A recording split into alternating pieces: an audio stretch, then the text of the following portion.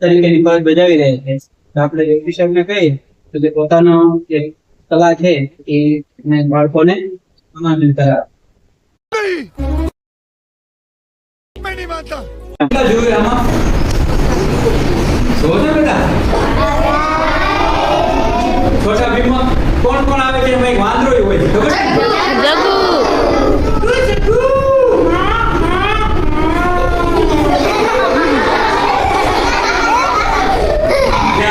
છે અને હું, બરાબર? એટલે યુટ્યુબમાં પણ જોશી વિથ જગુ એવી ચેનલની અંદર તમને ક્યાંક જોવા મળશે. એટલે બધી શાળાઓ, પહેલા હું માંડવી બાજુ હતો કચ્છમાં, તો અહીંયા પણ શાળાઓમાં જતો. હવે આ બાજુ આવ્યો છે, પહેલા પશ્ચિમ કચ્છમાં, તો હવે પૂર્વમાં આવ્યો છે. આ બધી શાળાઓ લઈએ છીએ. એટલે આ તકે થોડુંક તમને કંઈક શીખવા મળશે, કંઈક હસવા મળશે, અને સાથે સાથે બરાબર તમે કદાચ મને ભૂલી જાશો પણ આને નહીં ભૂલો. શું નામ છે આનું?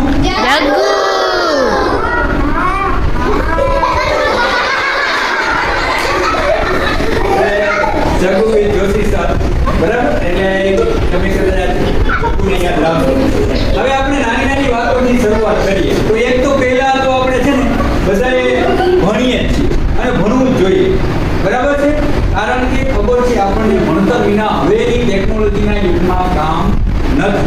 પણ ભણતર માટે થોડુંક આરોગ્ય પણ ધ્યાન રાખવું પડે ને, કારણ કે આપણે બીમાર પડીએ, બરાબર? તો આપણે ધ્યાન ક્લાસરૂમમાં આપી શકીએ નહીં, બરાબર? તો પહેલા તો આપણે વાત કરીએ તો કે જમવાનું ધ્યાન રાખવું. શું જમવું જોઈએ? મંચુરિયન. પેલા મંચુરિયન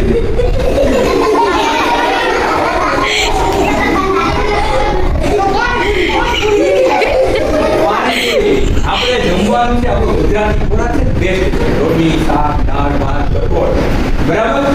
તો આ બધું એનાથી આપણને ઘણા બધા વિટામિન મળે અને આપણું શરીર છે ને એકદમ મજબૂત થઈ જાય. એટલે ખાસ યાદ રાખજો શું જમવું જોઈએ? પેલા પાણી.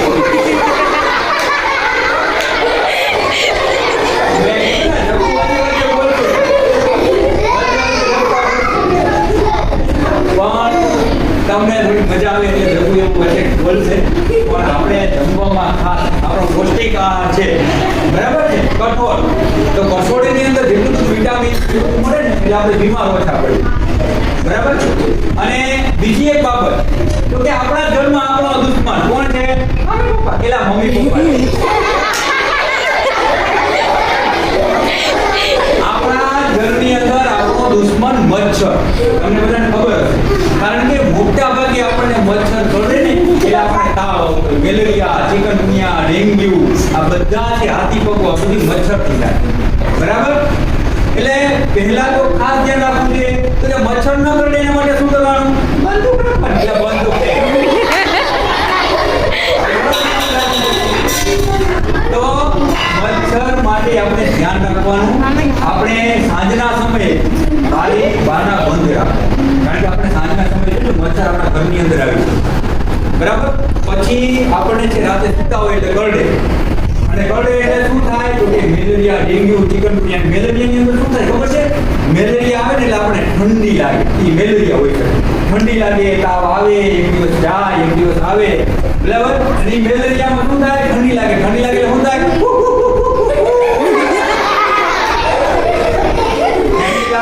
આપણે ગુજારી આવે અને આપણે બીમાર પડીએ, પછી સારા ના આવી શકીએ, આપણે ડોક્ટરને પૈસા દેવા પડે, આપણા મમ્મી પપ્પાના પૈસા જાય, બરાબર? તો આપણે કમાતા તો નથી, પરંતુ મમ્મી પપ્પાને આપણે મદદ કરીએ, આપણે સ્વસ્થ રહીએ, બીમાર ન પડીએ તો એ મમ્મી પપ્પાની મદદ જ. એટલે બીજું એક કે મચ્છર ઘરની અંદર ન પડે છે એટલે સાંજે બારી મારના બંધ રાખવું.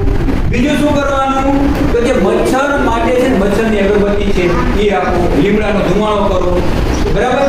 અને બીજું આખી બાઈના બને ત્યાં સુધી કપડાં તો ઓઢી જુઓ અથવા પંખા નીચે બેસો, બરાબર? કારણ કે શું થાય તો કે મચ્છર છે ને આપણે કરડી ન શકે, અને મચ્છર ન કરડે.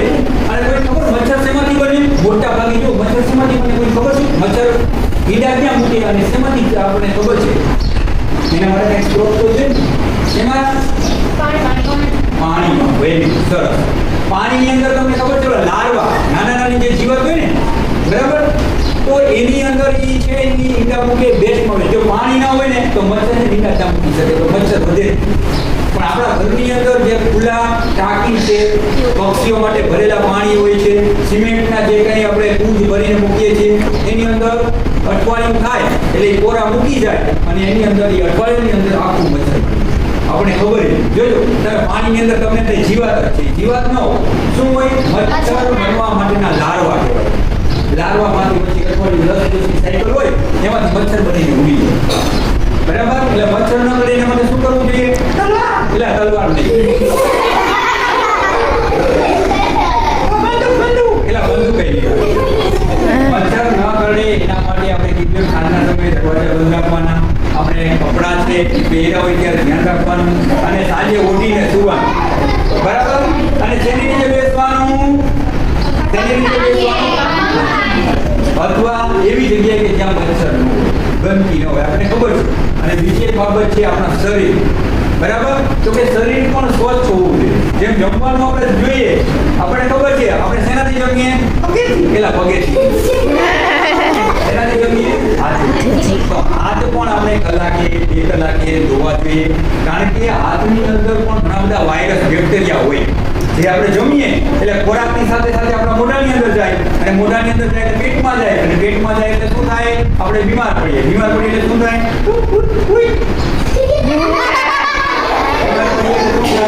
આપણે નબળાઈ આવી જાય શરીરની અંદર, ડોક્ટર પાસે જવું પડે, પછી ઇન્જેક્શન લેવું પડે. ઇન્જેક્શન લઈને જગું શું થાય? ઇન્જેક્શન લઈએ એટલે આપણે બીક થાય.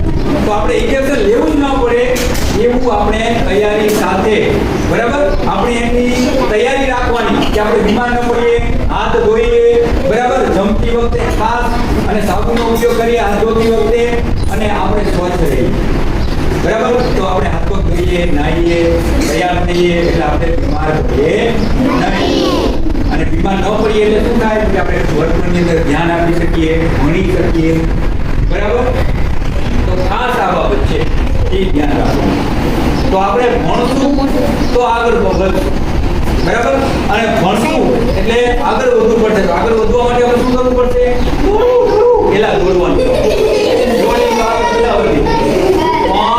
ભણવામાં ધ્યાન આપશું, પાસ થશું તો મોટા ક્યાંક સાહેબ બનશું, કંઈક જવાબદારી આવશે અને હોશિયાર બનશું.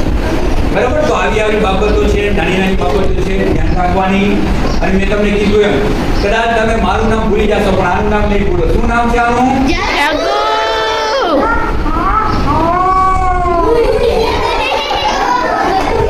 તો મેં કીધું એમ કે જગુ વિથ જોશી સર. બરાબર?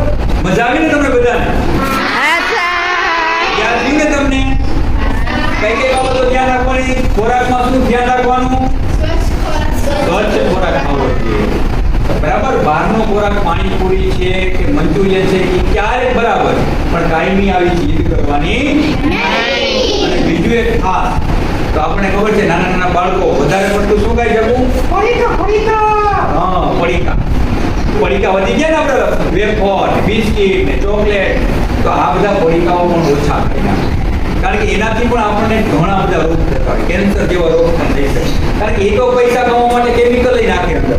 કારણ કે એને 6 મહિના એક કોથળીની અંદર સારું રાખવું હોય તો આપણને ખબર છે કે આપણા ઘરે રોટલા 2 દિવસ પીડા તો બગડી જાય.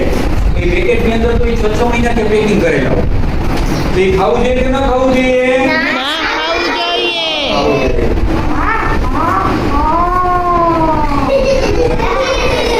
તો આવી નાની નાની બાબતો ધ્યાન રાખો, ભણવામાં ધ્યાન આપો.